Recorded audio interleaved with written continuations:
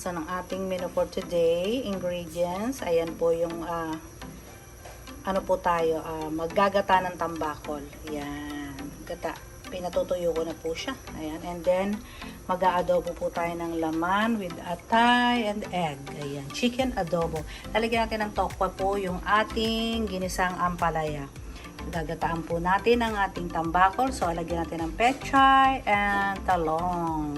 So, ayan po ang ating ingredients. So, see you later. Good morning, mga Suki Bells! Blessed Thursday po again sa ating lahat. Oh, wow, excited na naman ako sa aking rest day. Lagi excited. So, ayun mga madam. Eto na. I'm very happy to share my menu for today. Diba? Ako po, ang menu ko today ay ginataang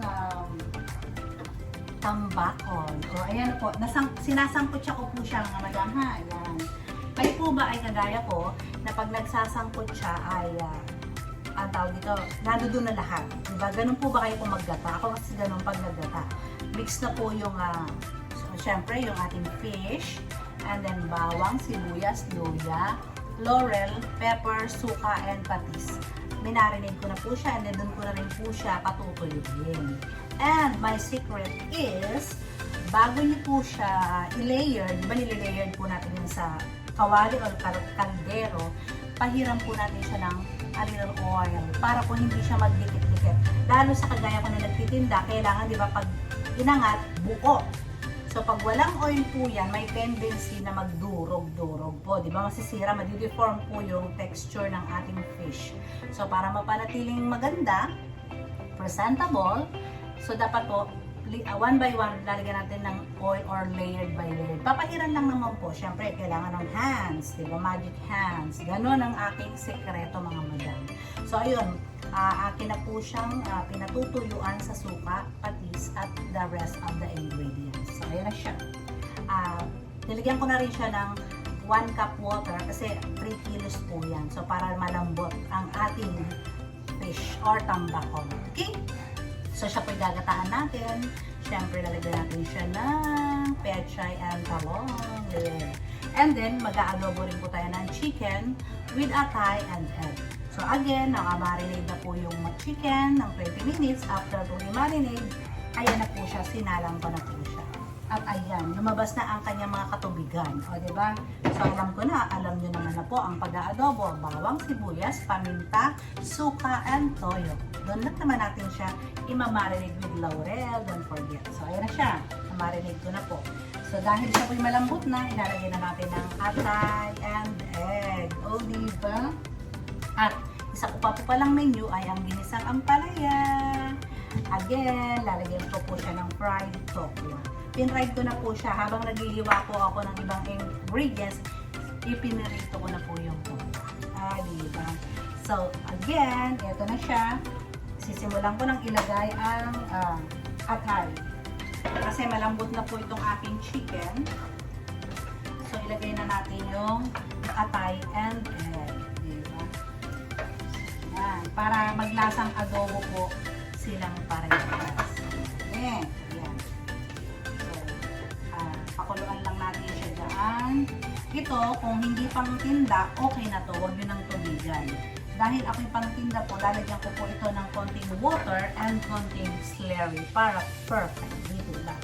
At syempre, lalagyan po natin yan ng oyster sauce. Diba? Baka naman, Mamacita's oyster, bikini. Lagyan nyo na rin ng konting ano daw dito? Asin and sugar para po talagang masarap. Kung pangbahay, okay na to. Huwag nyo nang tubigan, patuyuin na lang. And it's perfect na. Pero ako dahil pantinda ay kailangan ko po siyang tubigan para may sauce. Dahil mahilig po sa sauce ang aking mga soup. Ayan, yay! Ito naman, lumabas na yung tubig ng aking tawag dito. Ayan, gaganyan-ganyanin nyo siya, yung fish, diba? Ganyan-ganyan, para maghiwa-hiwalay po siya. Okay? So, dahil ganyan na siya, ilalagay na natin yung ating gulay. Okay? Lagay ang talong and winding rope. Lagay ang talong. And then later, lalagay naman natin ang pechay. I think pwede ko na rin ilagay yung pechay, no? Lagay na rin natin yung pechay. Ayan. Kasi siya ay luto na. And syempre, huwag kalimutan ng gata. Again, lutuin munang maigi ha, mga madam. Lutuin munang maigi yung isda. Ayan. Ayan, masarap. Maraming gata.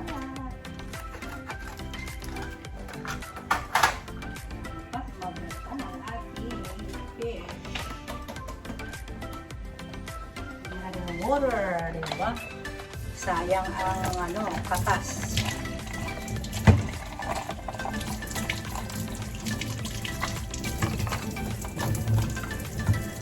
Katas ang katas. Alam niyo itong Coco Mama, talaga maano po ito. Malapot. Diba? So, ayan, pakukuloy natin siya at titikman later kung okay na. So, babalikan ko kayo. Back! So, yan, diba? Tapos na ang ating adobo. Ayan, nabigyan ko siya ng konting sabaw kasi nga po, tinitinda natin to, so dapat may konting sabaw. Ayan, makikita niyo mamaya yung itsura ng ating niluto adobong manok with liver and egg. And then, patayin na natin to. Yung ating limong gata, ayan, nilagyan ko na rin po siya. Nakita niyo naman, nilagyan ko na rin siya ng all together gata. At syempre, huwag kakalimutan ng sili. Dilaan na po siya. Siya po ay done na rin. So, ang susunod na po natin ay ginisang ampalaya. So, balikan ko po kayo. Ito na yung finished product ng ating ginataang tambako with pechay and talong. And then, ang ating chicken adobo with liver. Yan, with eggs. Yummy!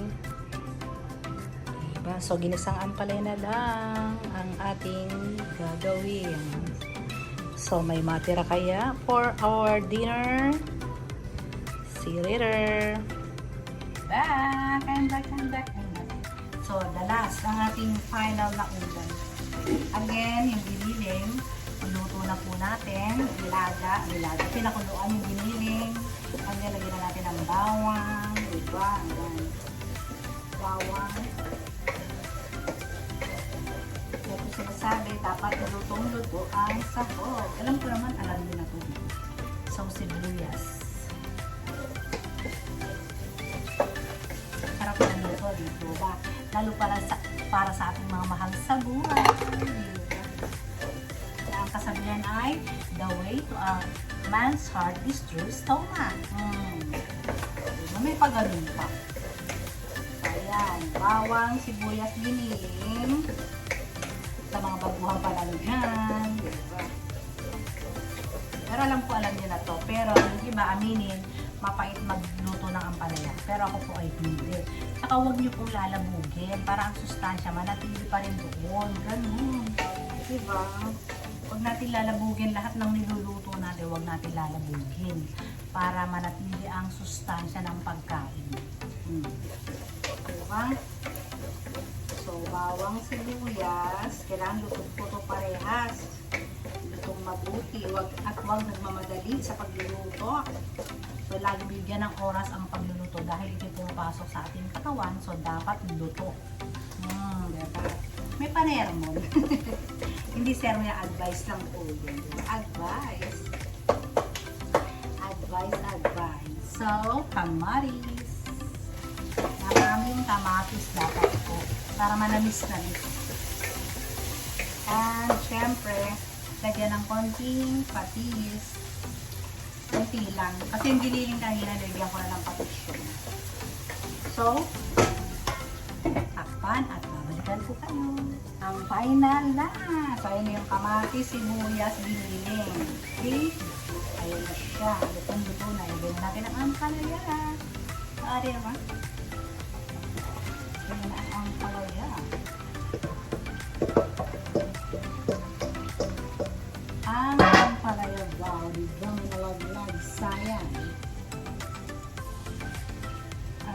natin ng ginisa mix or kahit ang nilagay nyo. Kung saan kayo masaya, go. Naubusan ako ng ano eh, ng magic syrup. So, ginisa mix naman. Kahit naman alin dyan, masarap naman. Okay, yun siya. Mamaya na natin lalagay yung tokwa pag half cook na yung ating palaya. Pag yan natin lalagay na yung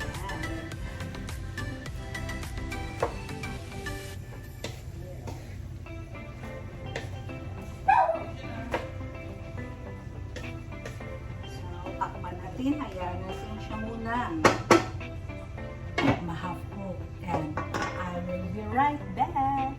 I'm back. So ayan na mga madam, na-half cook na po yung ating ampalaya. So ilagay na natin ang tokwa. Sarap. Tapos lagyan natin ng konting sugar para pang-enhance niya na. Sugar, and then konting pepper, diba? And konting salt. Dapat laging may salt po kasi yan po yung i-enhance ng lasa. Huwag kakalit, kahit may patis lang, mag-salt pa rin po tayo. Pero konti lang. So, ayan na siya. Sarap. And then, last but not the least, syempre, ang ating maiwagang. Ang paglalagay po ng egg ay depende sa inyo kung gusto niyo malaka-itlog, diba? Pero huwag niyo naman tabunan po yung ampalaya. Siyempre, yung mga may bata din, alam ko, medyo delicate, diba? Sarap. So, ilagay natin ang maiwagang egg.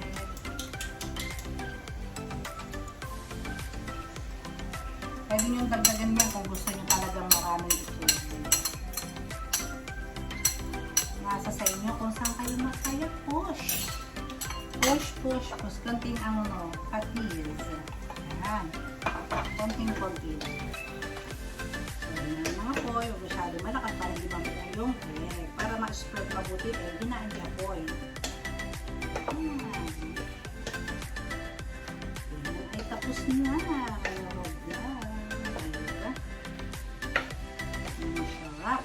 Catch.